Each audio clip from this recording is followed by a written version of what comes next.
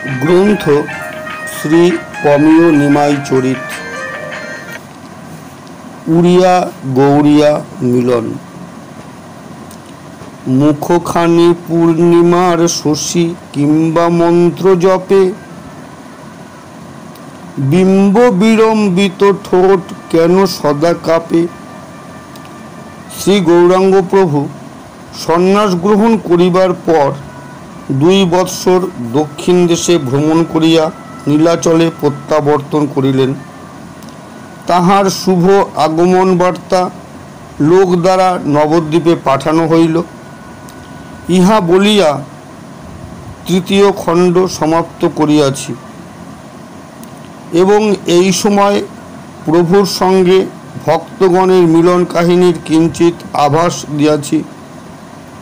এই খণ্ডে শ্রী গৌরাঙ্গের বিরহে নবদ্বীপ ভক্তগণের অবস্থা ও নীলাচলে তাহাদের আগমন উদ্যোগ ইত্যাদি বিষয় বিস্তার করিয়া বর্ণন করিতে প্রবৃত্ত হইলাম।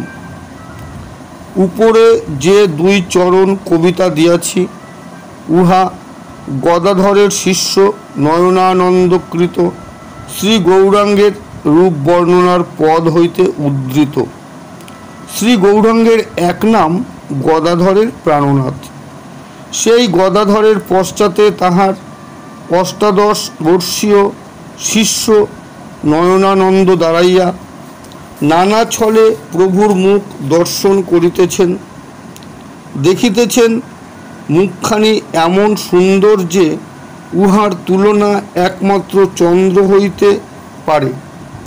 শুধু চন্দ্র নয়, পূর্ণিমার চন্দ্র।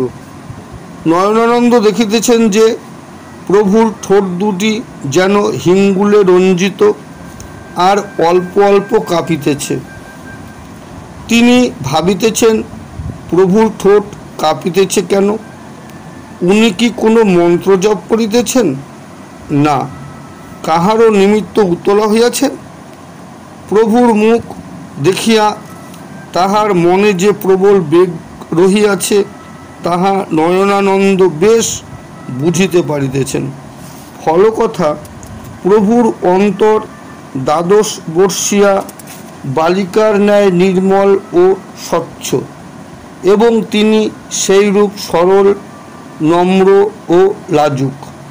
তাহার অন্তরে যে তরঙ্গ খেলিতেছে তাহা তিনি লুকাইবার চেষ্টা করিতেছেন, কিন্তু ফল বিপরীত হইতেছে।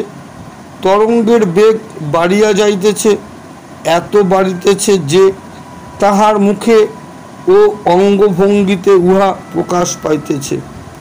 প্রভুর ঠোঁট কম্পন দ্বারা বুঝা যাইতেছে যে তাহার হৃদয়ে প্রবল তরঙ্গ খেলিতেছে, আর উহা তিনি কিছুতেই নিবারণ করিতে পারিতেছেন না। উদ্ধৃত চরণোদ্বয় দ্বারা বুঝা যাইবে নবদ্বীপবাসীরা প্রভুর প্রতি কিরূপ আকৃষ্ট ছিলেন। বাসুদেব ঘোষ তাহার এক পদে বলিতেছেন, গোড়া গোড়া পরাণের পরাণ। প্রকৃতই তিনি নবদ্বীপবাসীর পরাণের পরাণ ছিলেন। যখন সুখদেব বলিলেন যে গোপীগণ শ্রীকৃষ্ণের নিজ পুত্র অপেক্ষাও অধিক প্রীতি করিতেন, রাজা পরীক্ষিত তাহা বিশ্বাস করিতে পারিলেন না। তাহাতে সুখদেব বুঝাইয়া বলিলেন যে শ্রী ভগবান তাহাদের প্রাণের প্রাণ। তাহাতে ও জীবে যেরূপ সম্বন্ধ, জীবে জীবে সেরূপ সম্বন্ধ হইতেই পারে না। কাজেই ব্রজবাসী দিগের নিজ সন্তান অপেক্ষা শ্রীকৃষ্ণের উপর অধিক প্রীতি ছিল। শ্রী গৌরাঙ্গ সম্বন্ধেও নদেবাসীর ঠিক ঐরূপ ভাব ছিল। তিনি তাহার ভক্তগণের হৃদয় যেরূপ অধিকার করিয়াছিলেন সেরূপ কেহ কখনো করিতে পারেন নাই। তিনি ইচ্ছা করিলে তাহার ভক্তগণ শতবার প্রাণ দিতে পারিতেন। শঙ্করাচার্যের প্রতিনিধি স্বরূপ তখনকার সর্বপ্রধান সন্ন্যাসী প্রবোধানন্দ সরস্বতী তাহার চৈতন্য চন্দ্রাময় গ্রন্থে বলিতেছেন, যদি দুর্লভ সিদ্ধি সকল আপনা আপনি আমার করতলগত হয়, অর্থাৎ হঠাৎ যদি আমি আমার বিনা চেষ্টায় সিদ্ধ পুরুষ হইয়া পড়ি, যদি সুরনারীরা আপনারা আসিয়া আমার কিঙ্করী হন, অধিক আর কি বলিব? আমার এই বপু যদি চতুর্ভুজ হয়, অর্থাৎ আমি সশরীরে যদি বৈকুণ্ঠে যাইতে পারি, তথাপি আমার মন শ্রী গৌরচন্দ্র হইতে কিঞ্চিত মাত্র বিচলিত হইবে না। যাহাকে দণ্ডে দণ্ডে তিলে তিলে না দেখিলে ভক্তগণ বাঁচিতেন না, সেই প্রাণের প্রাণ নবদ্বীপ হইতে একেবারেই অদর্শন হইয়াছেন। শুধু তাহা নহে, তিনি নীলাচলে বাস করিবেন এই ভরসায় ভক্তগণ তাহাকে ছাড়িয়া দিয়াছিলেন। প্রভু যদি এরূপ প্রতিশ্রুত না হইতেন, তবে বহুতর ভক্ত তাহার সঙ্গে যাইতেন। তাহার পর নবদ্বীপবাসীরা শুনিলেন প্রভু নীলাচল ছাড়িয়া গিয়াছেন। শুধু তাহা নহে, কোথা গিয়াছেন ঠিক নাই, এবং তাহার সঙ্গে ও কোনো ভক্তকে লয়েন নাই। অর্থাৎ যে প্রভুকে নবদ্বীপে শত লোকে রক্ষণাবেক্ষণ করিতেন, তিনি একটি মাত্র লোক সঙ্গে লইয়া কৌপিন করঙ্গ সম্বল করিয়া কোন দেশে চলিয়া গিয়াছেন তাহার ঠিক নাই। তিনি মূর্ছিত হইয়া পড়িলে কে তাহাকে রক্ষা করিতেন? তিনি মূর্ছিত হইয়া পড়িলে কে তাহাকে রক্ষা করিতেছে? তিনি প্রেম বিহলতায় উপবাস করিলে কে তাহাকে যত্নপূর্বক খাওয়াইতেছে? ঝড় বৃষ্টিতে তিনি কিরূপে আপনাকে রক্ষা করিতেছেন? এই সকল ভাবিয়া প্রভুর ভক্তেরা শ্রী নবদ্বীপে এক প্রকার উন্মাদ অবস্থায় দিন কাটাইতে লাগিলেন। তবু শ্রী গৌরাঙ্গ বিরহে তাহারা প্রেম ভক্তিতে পরিবর্ধিত হইতে লাগিলেন। ঘোর বিয়োগ যেরূপ কষ্টকর, সেইরূপ উহার মতো উপকারী সামগ্রীও জগতে আর নাই। যেমন সুবর্ণ উত্তাপে পরিষ্কৃত হয়, সেইরূপ জীবাত্মা ঘোর বিয়োগানলে ক্রমে নির্মল হয়। আত্মার স্বাভাবিক অবস্থা আনন্দময়। উহা মলিন হইলে সেই আনন্দ লহরী চলাচলের পথ রুদ্ধ হয়, তাহাতে উহার দ্বারা আনন্দ খেলিতে পারে না।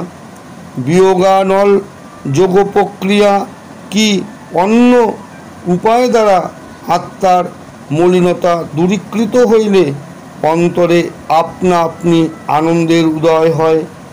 সুতরাং ঘোর বিয়োগের সঙ্গে সঙ্গে স্বাভাবিক আনন্দ আপনি আসিয়া থাকে। এই গেল শ্রী ভগবানের আশ্চর্য রঙ্গ। তাই লোকে বলে, যতটুকু কাঁদিবে ততটুকু হাসিবে।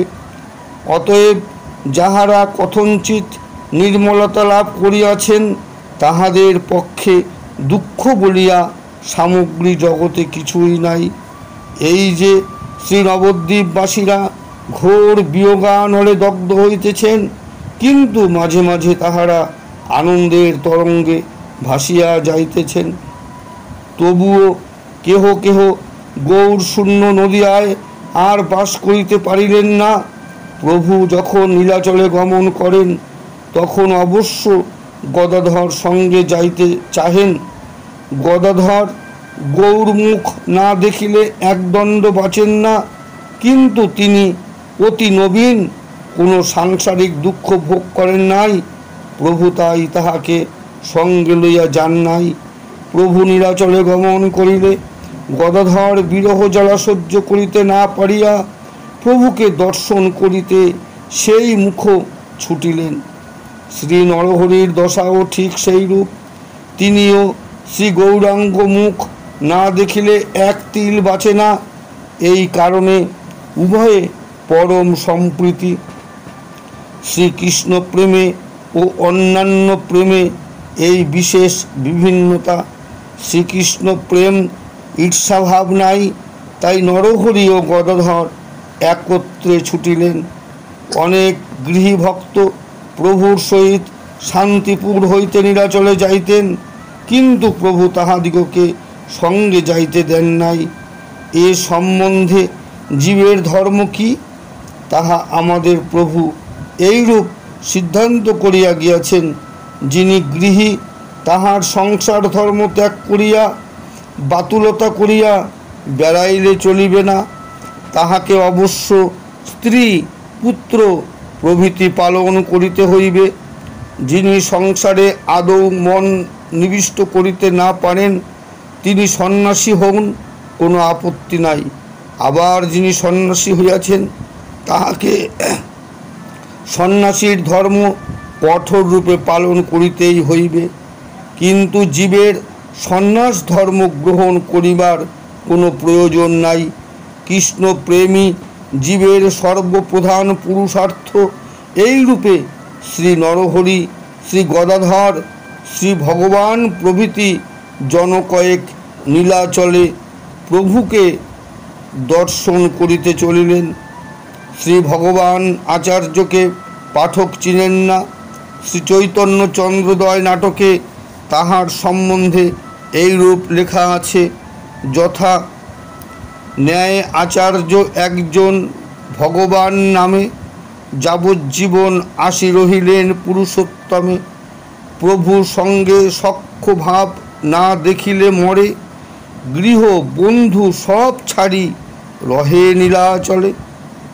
সেখানে যাইয়া তাহারা শুনিলেন যে প্রভু দক্ষিণ দেশে গিয়াছেন, আর শ্রী নিত্যানন্দ প্রভৃতিকে আজ্ঞা করিয়া গিয়াছেন যে তাহার প্রত্যাগমন পর্যন্ত তাহারা যেন সেখানে প্রতীক্ষা করেন।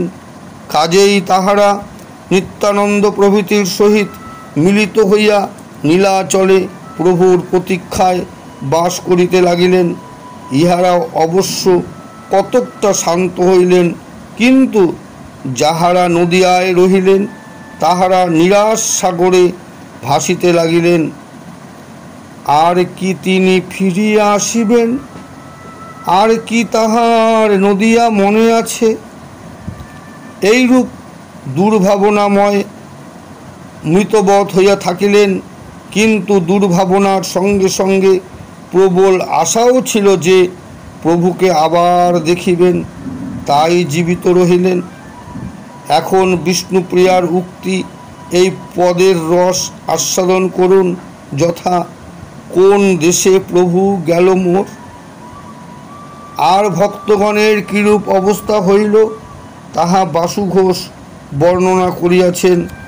আমাদের ন্যায় ক্ষুদ্র ব্যক্তির বলিবার আর কিছু তিনি রাখিয়া যান নাই, যথা পদ গোড়া গুণে প্রাণ কান্দে, কি বুদ্ধি করিব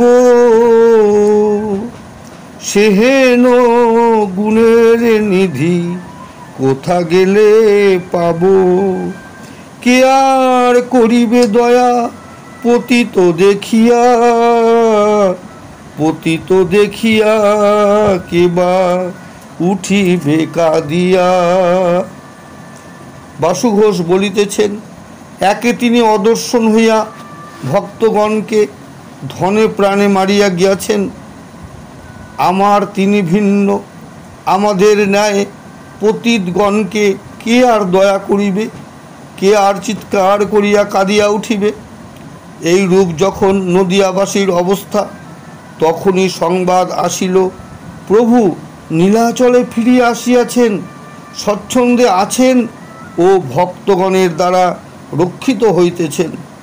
তখন সকলে তাহাদের সমস্ত দুঃখ ভুলিয়া আনন্দ সাগরে ভাসিতে লাগিলেন এবং সকলে এক বাক্যে বলিয়া উঠিলেন, তাহারা প্রভুকে দর্শন করিতে নীলাচলে যাইবেন।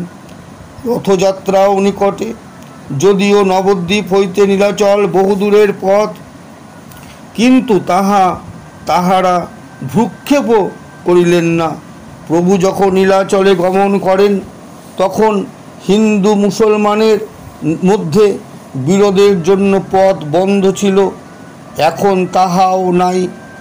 যখন সকলেই নীলাচলে যাইবার ইচ্ছা প্রকাশ করিলেন, তখন প্রধান উদ্যোগীগণ ভাবিলেন যে এ সম্বন্ধে শ্রী অদ্বৈত আচার্যের পরামর্শ লওয়া কর্তব্য।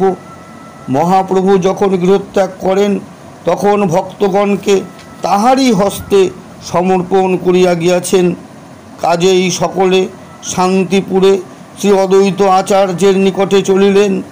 ভক্তগণ তখন এরূপ ব্যস্ত হইয়াছেন যে তাহাদের মনের ভাব ওই পথেই অমনি নীলাচলে যাত্রা করেন।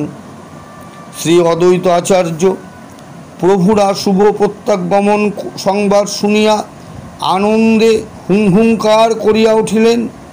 তখনই নৃত্য আরম্ভ হইল। তাহার বিষয় সম্পত্তির সীমা ছিল না। তিনি ভক্তগণকে লইয়া মহোৎসব আরম্ভ করিলেন। 3 দিবস পরে সকলে পরামর্শ করিতে বসিলেন। শেষে সাব্যস্ত হইল তাহারা শ্রী সচিমাতার পদধূলি লইয়া নীলাচলে যাইবেন। তখন শ্রী অদ্বৈত আচার্য ভক্তগণকে লইয়া প্রভুর আলয়ে আসিলেন এবং সেখানেও আবার মহোৎসব আরম্ভ হইল। যদিও সচি বিষ্ণুপ্রিয়া সম্পত্তিহীন, তবুও তাহাদের কোনো অভাব ছিল না।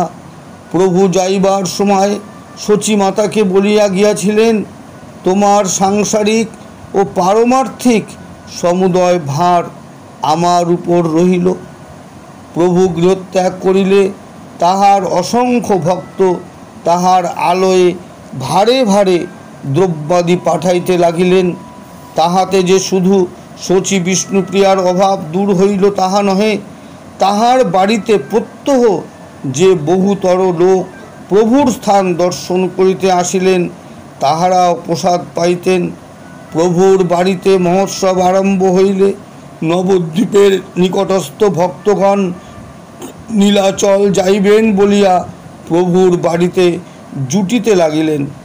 কাচরাপাড়া হইতে শিবানন্দ সেন, কুলীন গ্রাম হইতে গুণরাজ ও সত্যরাজ প্রভৃতি, আর শ্রীখণ্ড হইতে শ্রী নরহরির জ্যেষ্ঠ ভ্রাতা মুকুন্দ, সুলোচনা প্রভৃতি আসিলেন।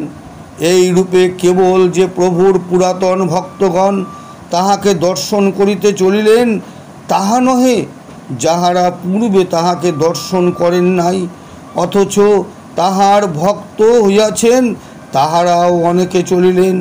যথা বাসুদেব দত্ত, মুকুন্দের জ্যেষ্ঠ ভ্রাতা, ও শঙ্কর, দামোদর পণ্ডিতের কনিষ্ঠ ভ্রাতা, দামোদর পণ্ডিতেরা পঞ্চভ্রাতা, সকলেই উদাসীন পরম পণ্ডিত ও শ্রী গৌরাঙ্গের পরম ভক্ত। যাহারা উদাসীন তাহারা প্রভুর নিকট চিরকাল বাস করিবেন বলিয়া চলিলেন। আর যাহারা গৃহী তাহারা 4 মাসের জন্য বাড়ির সংস্থান রাখিয়া আর 25 দিনের পথে যাওয়া আসার ও নীলাচল বাসের 4 মাসের সম্বল সংগ্রহ করিয়া শুভযাত্রা করিলেন। হরিদাস মুসলমান, নীলাচলে মুসলমান দিগের যাইবার অধিকার ছিল না এবং সেই জন্য প্রভুর সহিত তিনি নীলাচলে যাইতে পারেন নাই। এখন শুনিলেন যে মহারাজা প্রতাপরুদ্র প্রভুর ভক্ত হইয়াছেন, ইহাতে তিনি প্রভুর বাড়ি সহিত বাস করিবেন সংকল্প করিয়া ভক্তগণের সঙ্গে চলিলেন। তখন শ্রী প্রভুর নিমিত্ত কে কি লইবেন তাহা স্থির করিতে লাগিলেন। প্রভুর জন্য এমন প্রিয় দ্রব্য লওয়া চাই যাহা 1 মাসেও নষ্ট না হয়। সচি ও বিষ্ণুপ্রিয়াও মহানন্দে দ্রব্যাদি প্রস্তুত করিলেন এবং তাহাদের প্রদত্ত দ্রব্যাদি শ্রীবাসের হস্তে নষ্ট হইল।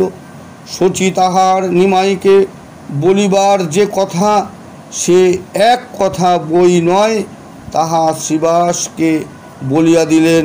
সে কথা এই, একবার যেন তিনি দেখা দিয়া যান। শ্রী বিষ্ণুপ্রিয়ারও ওই 1 কথা। সুতরাং প্রভুকে তাহার পৃথক সন্দেশ পাঠাইবার যেমন সুবিধা ছিল না সেইরূপ প্রয়োজনও হইল না। নীলাচলের রথ উপলক্ষে পূর্বে গৌড় দেশ হইতে অধিক লোক যাইবার সম্ভাবনা ছিল না। সেহেতু পথ অতি দুর্গম এবং হিন্দু মুসলমানে বিবাদ হওয়ায় উহা কখনো কখনো একেবারে বন্ধ হইয়া যাইত। বিশেষত নীলাচলের রথযাত্রা প্রভু কর্তৃক অধিক খ্যাতিসম্পন্ন হয়। তাহার পূর্বে উহার এত গৌরব ছিল না, বেশি লোকও যাইত না। এই প্রথমে গৌড় দেশ হইতে প্রায় 200 প্রভুর ভক্ত নীলাচলে রথ অধিকার করিতে চলিলেন। তাহাদের সুবিধা এই ছিল যে উপবাসে তাহারা ক্লিষ্ট হইতেন না। এক মুষ্টি চিপিটক কি চনক পাইলেই দিন কাটাইতে পারিতেন। বিশেষত সমস্ত পথে দেবস্থলী, কোনো দেবস্থানে সকলেই অন্ন পাইতেন। বাড়ি হইতে চিপিটক, জলপাত্র, কম্বল, কিছু স্বর্ণ ও এক বোঝা করি মুটিয়ার ঘাড়ে দিয়া তখনকার যাত্রীরা গমন করিতেছেন। গৌর ভক্তগণের আর একটি নিতান্ত প্রয়োজনীয় সামগ্রী খোল, করতাল, মাদল ও মন্দিরা অবশ্য সঙ্গে চলিল। প্রভুর ইচ্ছায় বিনা বিপদে ভক্তগণ পুরীধামে উপস্থিত হইলেন। এদিকে আমাদের প্রভুর কাণ্ড শুনুন। স্নান যাত্রার 3 দিন থাকিতে মহারাজা প্রতাপরুদ্র পুরীধামে আসিলেন। এই সমস্ত উৎসব বড় জাকের সহিত বারবার হইয়া থাকে। এবার প্রভুর সন্তোষের নিমিত্ত আয়োজন আরও অধিক হইয়াছে। শ্রী জগন্নাথ দেব অতি গ্রীষ্মের সময় স্নান করিলেন ও নূতন বস্ত্র পরিলেন। স্নান যাত্রার পর 15 দিন তিনি জীবকে দর্শন দেন না। শ্রী গৌরাঙ্গ তাহার নিত্য নিয়মানুসারে ঠাকুর দর্শন করিতে যাইয়া দেখেন শ্রীমন্দিরের কপাট বন্ধ। তিনি অমনি বসিয়া পড়িলেন এবং অতি দুঃখে কান্দিতে লাগিলেন। তিনি কেন কান্দিতেছেন ভক্তগণ তাহা প্রথমে বুঝিতে পারিলেন না। শুধু প্রভুর রোদন দেখিয়া সকলেই রোদন করিতে লাগিলেন। প্রভু কান্দিতে কান্দিতে বলিলেন যে শ্রীমুখ না দেখিয়া তাহার হৃদয় বিদীর্ণ হইয়া গেল। শেষে প্রভুর নীলাচলে বাস অসহনীয় হইল। তিনি জগন্নাথ শূন্য পুরীতে থাকিতে না পারিয়া মন্দির দ্বার হইতে অমনি আলালনাথের দিকে ছুটিলেন। শ্রী নবদ্বীপের ভক্তগণ তাহাকে দেখিতে আসিতেছেন এ সংবাদ পুরী গোসাই তাহাকে অগ্রে দিয়াছেন। প্রভু তাহাদের প্রাণ, তাহারাও প্রভুর প্রাণ। 2 বৎসর পরে তাহারা তাহাকে দেখিতে আসিতেছেন। তিনিও তাহাদিগকে দেখিবেন। তাহার তনুখানি প্রেমে গড়া, তিনি যে এখন তাহাদিগকে ফেলিয়া আলালনাথে প্রস্থান করেন, এ তাহার কি ভঙ্গি? যান কেন তাহা বিচার করিলে আমাদের ন্যায় সামান্য লোকের হাসি পাইবার কথা। শ্রী জগন্নাথের মুখ দেখিতে পাইতেছেন না বলিয়া দুঃখ হইয়াছে ভালো, কিন্তু জগন্নাথ তো ভিতরেই আছেন। না হয় 15 দিন শ্রীমুখ নাই দেখা হইল। শাস্ত্রে বলে স্ত্রী পুরুষে যে মধুর প্রণয়, ইহার ন্যায় গাঢ় সম্বন্ধ আর নাই। পতি যদি বহির্বাটিতে থাকেন তবে অন্তপুরে থাকিয়া 2-4 দিন তাহাকে না দেখিয়া কবে কোন সতী নারী কোথায় প্রাণত্যাগ করিয়াছেন? অতএব প্রভুর যে কৃষ্ণ প্রেম, ইহা স্ত্রী পুরুষের প্রেম হইতেও গাঢ়, অর্থাৎ ইহা রাধার প্রেম। ইহা এ জগতে সম্ভবে না। ইহা কেবল স্বয়ং রাধা কি স্বয়ং কৃষ্ণ দেখাইতে পারেন। প্রভুর অদ্ভুত দর্শন ভঙ্গি এখানে কিঞ্চিত বর্ণনা করিতেছি।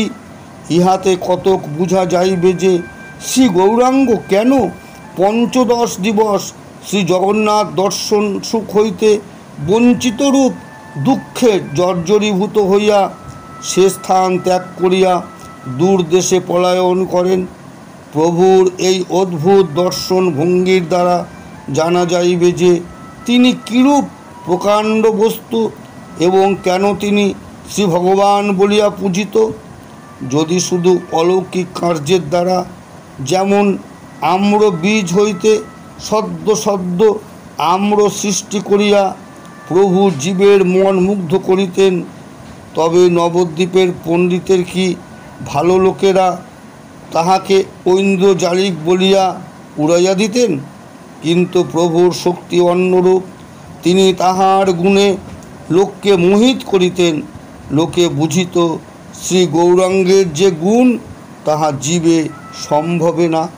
অতএব প্রভু অলৌকিক দেখাইয়া লোককে স্তম্ভিত করিতেন না, গুণ দেখাইয়া লোকের মন হরণ করিতেন। প্রভু প্রত্যুষে অতি ব্যগ্র হইয়া শ্রী জগন্নাথ দর্শনে গেলেন। ভিতরে যাইবেন না, বাহির হইতে গরুর স্তম্ভের পার্শ্বে দাঁড়াইয়া উহাতে হস্ত অবলম্বন করিয়া দর্শন করিতেছেন। দর্শন মাত্র প্রভুর বদন আনন্দে প্রফুল্ল হইল। মনে ভাবুন, সাধারণ লোকে শ্রী জগন্নাথের মুখে সুখকর কিছু দেখিতে পাইবেন না, বরং হাস্য উদ্দীপক অনেক দেখিতে পাইবেন। সাধারণ লোকে যদি কোনো ঠাকুরের মূর্তিতে কিছু খুঁত দেখে তবে মনে কষ্ট পায়, কিন্তু প্রভু শ্রী জগন্নাথের সাধারণের নিকট সেই হাস্য উদ্দীপক মুখ দর্শন মাত্র আনন্দে বিহ্বল হইলেন। প্রভু নিমেষহারা হইয়া শ্রীবদন দেখিতে লাগিলেন। ক্রমে নয়ন তারা ফুটিয়া জল আসিল ও ধারার সৃষ্টি হইল। সে ধারার বিরাম নাই। এ ধারা অঙ্গ বহিয়া বক্ষ পর্যন্ত আসিল, সেখান হইতে প্রস্তরে পড়িল। এইরূপে প্রস্তরের উপর নয়ন জল জমিতে লাগিল। ক্রমে স্রোতের সৃষ্টি হইল এবং সেই স্রোত যাইয়া সন্নিকটস্থ গর্ত পূর্ণ করিতে লাগিল। প্রভুর চতুর্দিকে বহু লোক আছেন, কিন্তু প্রভুর নয়ন ভৃঙ্গ নিমিষহারা হইয়া জগন্নাথের মুখপদ্মের উপরই অর্পিত আছে। মাঝে মাঝে ভোগ লাগিতেছে আর কপাট বন্ধ হইতেছে। তখন প্রভু দর্শন সুখ হইতে বঞ্চিত হইয়া বিষণ্ণ মনে সেখানে বসিয়া পড়িতেছেন এবং নখ দ্বারা মৃত্তিকায় ত্রিভঙ্গাকৃতি আঁকিয়া তাহাই দর্শন করিতেছেন। কিন্তু নয়ন জলে সেই নখাঙ্কিত মূর্তি ধুইয়া যাইতেছে। প্রভু আবার আঁকিতেছেন। এমন সময় কবাট খোলা হইল। অমনি প্রভু উঠিয়া আবার আনন্দে দর্শনে প্রবৃত্ত হইলেন। এই রূপে 2 প্রহর গেল। প্রভু এই 2 প্রহর কি দেখিলেন না? জগন্নাথের মুখখানি সে কিরূপ তাহা আপনারা জানেন, কিন্তু তখন প্রভুর বদন পানে চাহিলে দেখিবে আনন্দে উহা টলমল করিতেছে, যেন কেহ বিদ্যুৎ বাটিয়া তাহার বদনে মাখাইয়াছেন। প্রভুর নয়নে পলক নাই, ধারার বিরাম নাই, তাহার বাহ্যজ্ঞান নাই। মাঝে মাঝে শ্রী অঙ্গ পুলকে আবৃত হইতেছে আর অন্যান্য নানাবিধ ভাব দ্বারা সুশোভিত হইতেছে। প্রভু এই রূপে প্রত্যহ জগন্নাথের আপাত দৃষ্টি কুৎসিত মুখ দেখিতে যান আর প্রত্যহ 2 প্রহর পর্যন্ত দাঁড়াইয়া উহা দর্শন করেন। হে কৃপাময় পাঠক, আপনি কি ইহা পারেন? কিন্তু প্রভু আমার 18 বৎসর প্রায় প্রত্যহ এইরূপ করিয়াছিলেন, তবু তাহার দর্শন লালসা মিটে নাই। প্রভুর দর্শন সুখ কত তাহা পরিমাণ করিবার যন্ত্র আমাদের নাই, তবে তাহার শ্রীমুখের 2-1টি কথায় উহা কতক বুঝা যাইবে। মধ্যাহ্নকাল উপস্থিত, প্রভুকে বাড়ি আনিতে হইবে, কিন্তু প্রভু নিমিষহারা হইয়া দর্শন করিতেছেন। তিনি আসিবেন কেন? স্বরূপ পীড়াপিড়ি করিতে লাগিলেন, বলিতেছেন, প্রভু বাড়ি চলো, প্রভু বেলা গেল, প্রভু আমাদের ক্ষুধা হইতেছে। কিন্তু যেমন গোবৎস মাতৃস্তন মুখে করিয়া দুগ্ধ পান করিবার সময় উহা কিছুতেই ছাড়িতে চায় না, প্রভুও সেইরূপ দর্শন সুখ ফেলিয়া আসিবেন না। বেশি পীড়াপিড়ি করিলে বলিলেন, স্বরূপ আর একটু দর্শন করি। স্বরূপ, আজ ভালো করিয়া দর্শন করিতে পারি নাই। স্বরূপ, আমি তো এইমাত্র আসিলাম, আমাকে আর একটু দেখিতে দাও। স্বরূপ, আমি যাইব না, আমি স্নানাহার কিছুই করিতে চাই না, তুমি চলিয়া যাও। স্বরূপ, তোমাকে মিনতি করি। স্বরূপ, আমার প্রাণ বাহির হইবে, আমাকে আর একটু দেখিতে দাও। প্রভু এইরূপ নানা ছল করিতে লাগিলেন।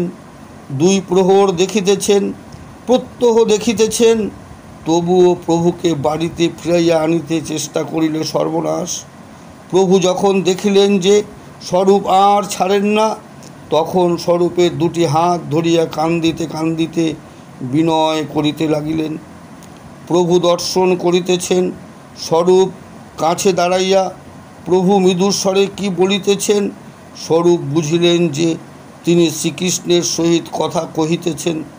ব্যাপার এই যে তখন প্রভু দেখিতেছেন কাহাকে? না, শ্রীকৃষ্ণের বিগ্রহ নয়, স্বয়ং তাহাকে। আপনাকে ভাবিতেছেন রাধা, আর সেইভাবে শ্রীকৃষ্ণের সহিত আলাপ করিতেছেন। প্রভু মৃদুস্বরে শ্রী জগন্নাথের দিকে চাহিয়া বলিতেছেন, বন্ধু, আমি তোমাকে ফেলিয়া অদ্য গৃহে যাইব না। বন্ধু আমার, ভয় কি? তোমাকে ফেলিয়া কোথায় যাইব? যিনি এইরূপ কথা স্বয়ং শ্রীকৃষ্ণকে বলিতেছেন, তিনি স্বরূপের কথায় বাসায় যাইবেন কেন? প্রভু ত্রিভুবনের সমস্ত সৌন্দর্যের আকর সেই শ্রীকৃষ্ণের বদন দর্শন করিতেছিলেন। তিনি 15 দিবস সে সুখে বঞ্চিত হইয়া কেন অধীর না হইবেন? প্রভুর দর্শন সুখ কত, তাহার পরিমাণ ভক্তগণকে ফেলিয়া আলালনাথের প্রস্থান রূপ অদ্ভুত ঘটনার দ্বারা জানা যাইবে। নীলাচলের ভক্তগণ প্রভুর পশ্চাৎ পশ্চাৎ আলালনাথে চলিলেন। রাজা প্রতাপরুদ্র এই সংবাদ শুনিয়া অতিশয় শঙ্কিত ও ব্যথিত হইলেন। সার্বভৌম স্বয়ং কিং কর্তব্য বিমূঢ় হইয়া প্রভুকে আনিতে আলালনাথে চলিলেন। অনেক যত্নে প্রভুকে সচেতন করা হইল, কিন্তু তবু পুরীতে দর্শন সুখ নাই বলিয়া প্রভু সেখানে আসিতে চাহিলেন না। তখন সার্বভৌম নবদ্বীপবাসীদিগের কথা উঠাইলেন, বলিলেন, অদ্বৈতাচার্য প্রভৃতি ভক্তগণ আসিতেছেন। তাহারা আসিয়া যদি দেখেন যে তুমি সেখানে নাই, তবে তদ্দণ্ডে তাহারা প্রাণে মরিবেন। পরিশেষে প্রভু সম্পূর্ণরূপে চেতন পাইয়া পুরীতে আসিলেন এবং ভক্তগণের প্রতীক্ষা করিতে লাগিলেন। উড়িয়া গৌরিয়া মিলনের প্রথম পর্বের এখানে বিশ্রাম দিলাম। আজ যে গ্রন্থটি থেকে আস্বাদন করলাম, গ্রন্থটির নাম মহাত্মা শিশির কুমার ঘোষ বিরচিত শ্রী অমিয় নিমাই চরিত। যদি ভালো লাগে তাহলে লাইক করবেন, কমেন্টস করবেন, অন্যদের মধ্যে শেয়ার করবেন। এই গ্রন্থপাঠ চ্যানেলের একটি মাত্র উদ্দেশ্য প্রাচীন গ্রন্থ থেকে আস্বাদন করা এবং আস্বাদন করানো। রথযাত্রা সবার আনন্দে কাটুক। জয় জগন্নাথ, জয় বলভদ্র, জয় সুভদ্রা মাইয়া, জয় সুদর্শন চক্র, জয় ভক্তবৃন্দ, জয় ভক্তিমতী মায়েদের সবার চরণে দণ্ডবত প্রণাম জানিয়ে আজকের মতো বিশ্রাম দিলাম। ভুলভ্রান্তি ত্রুটি বিচ্যুতি আপনারা নিজ গুণে ক্ষমা করে দেবেন।